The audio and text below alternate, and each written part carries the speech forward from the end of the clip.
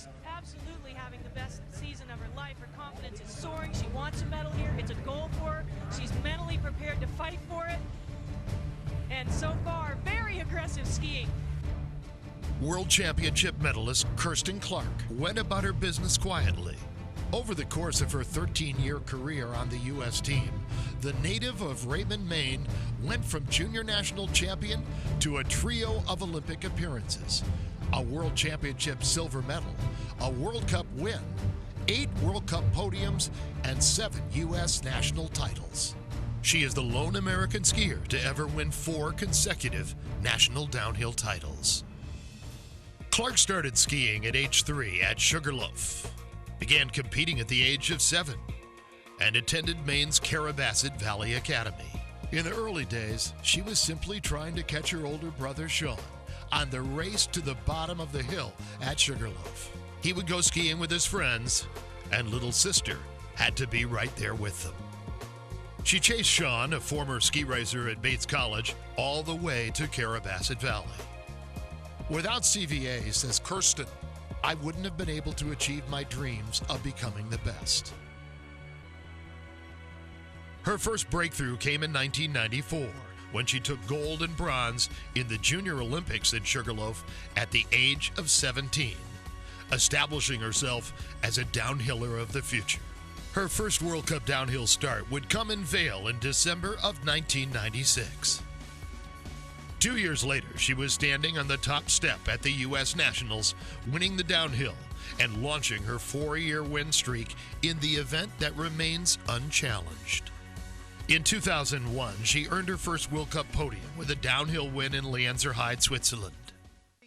Her pinnacle moment came at the 2003 World Championships in St. Moritz, Switzerland. She's still behind Mendez here, though, 0.23. But in the final gates to the finish, it is all about gliding, and this is America's #1 downhiller. Working her way down toward the finish line now. In that tuck, Clark to the finish line, and she's into first place, 1,300. A mere 0.2 hundredths of a second off the pace of world champion Michaela Dorfmeister of Austria, Clarkie powered to the silver medal, leading an American 2-3 charge with teammate Jana Mendez. According to her father, George, Kirsten had led a charmed life over the course of those first 10 years of her career. But that run of good luck would come to an abrupt end the following winter with a devastating crash in Haus, Austria. 18 months after her ACL surgery, Kirsten needed to have a scope on her knee to help with excessive swelling. But following the procedure, she came down with a major setback. A staph infection that threw a wrench into the vital lead-up to the start of the 2006 Torino Olympic season. Consequently, the 2005-06 season was disappointing.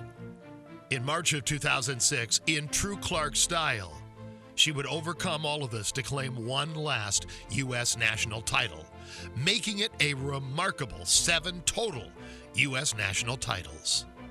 13 years is a long time, said Clark at her retirement, and my body and mind are telling me so.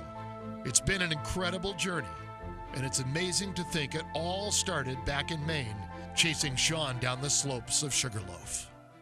Clark from Squaw Valley takes the lead. I tell you, to turn around and see your name #1 up there in the World Championships, that's great.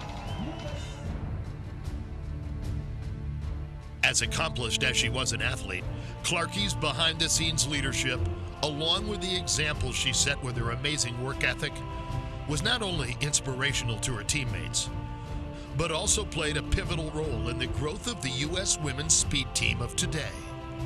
We've been fortunate to have Kirsten providing her special brand of leadership and teamwork for more than a decade, offered U.S. Ski Team President and CEO Bill Merolt on Clarkie's retirement.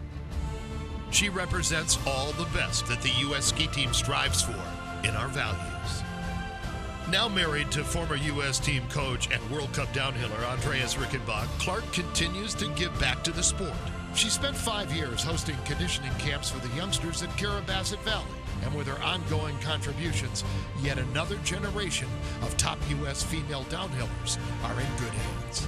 And so tonight, for her lifetime achievements on snow, we now welcome KristenClark into the U.S. Ski and Snowboard Hall of Fame and present her with our sport's highest award, the U.S. Ski and Snowboard Hall of Fame Medal of Honor.